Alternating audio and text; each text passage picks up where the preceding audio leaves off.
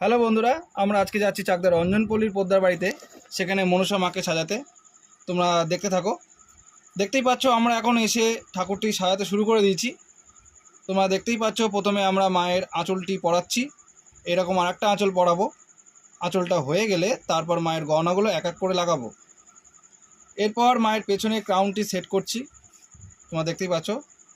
এরপর মায়ের টোপরটি কীভাবে পরাচ্ছি তোমরা দেখতে পাচ্ছ। মায়ের পুরো সাজটি আমাদের বুড়িমা সাজঘর থেকে গেছে। প্রথমে আমরা যেখানে ঠাকুর বানাই সেখান থেকে মায়ের গহনাগুলো পরিয়ে এনেছি।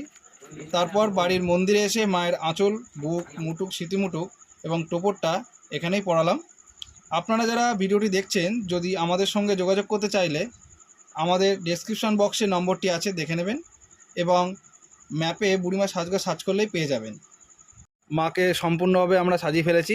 কেমন লাগছে সাজটা পরে মাকে তোমরা কমেন্টে গিয়ে মতামতটা যদি ভালো লেগে থাকে তাহলে অবশ্যই লাইক, কমেন্ট, শেয়ার করবেন এবং সাবস্ক্রাইব করবেন ভিডিওটি এগিয়ে নেওয়ার জন্য।